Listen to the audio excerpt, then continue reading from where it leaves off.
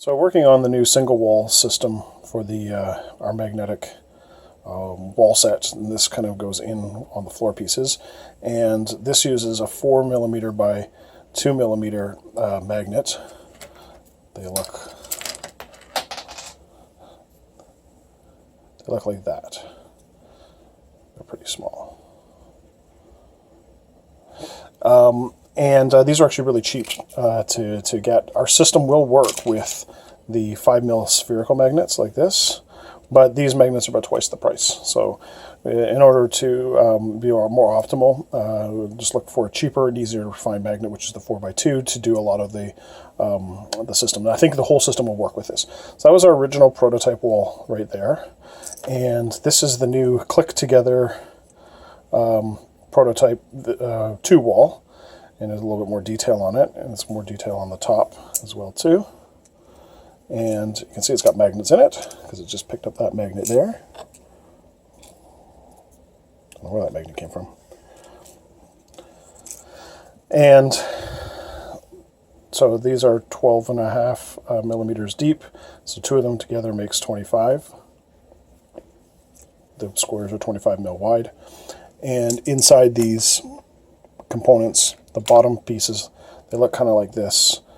This is one of the prototype pieces, and they clip to the top of the wall. They clip in, and they clip in together like this. So these are actually made, if you have your print settings set up fairly precisely on your printer, these will just clip together. And what we've done here is, you can probably see it if I bring these two together here. Hopefully these magnets will flip out. You can see that these magnets go inside here, and I'm actually missing one from there. Oh, that's where it came from. So you can see that the magnets inside here, they want to be attracted to each other, actually on the inside wall, but as soon as there's another magnet on the side here, they join together, and they don't create a super strong contact, but they create a contact nonetheless.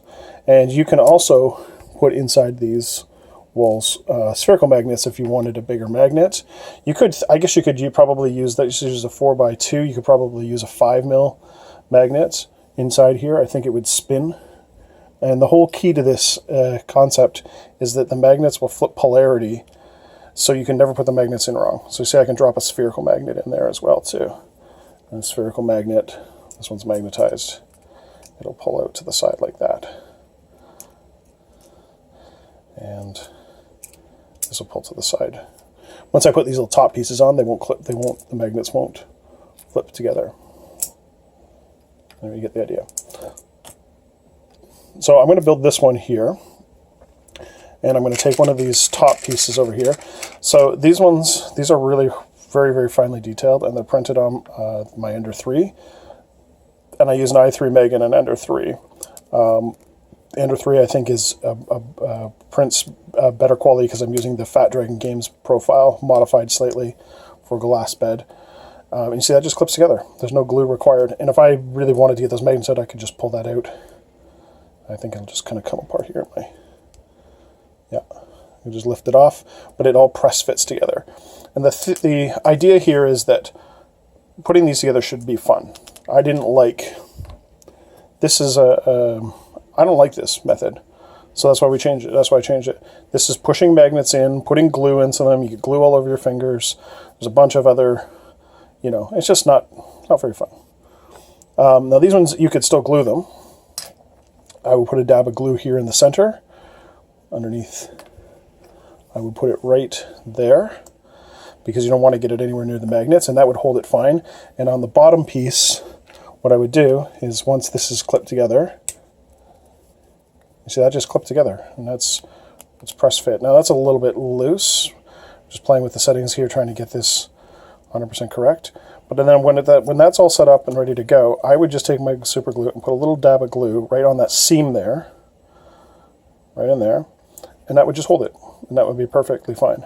Remember, this is PLA, so if you screw it up, you can always just snap it apart and pull out the magnets. That's what your handy cutters are for. So I take a lot of my old pieces and just cut the magnets out of them to reuse them. Just cut them apart and rip them apart.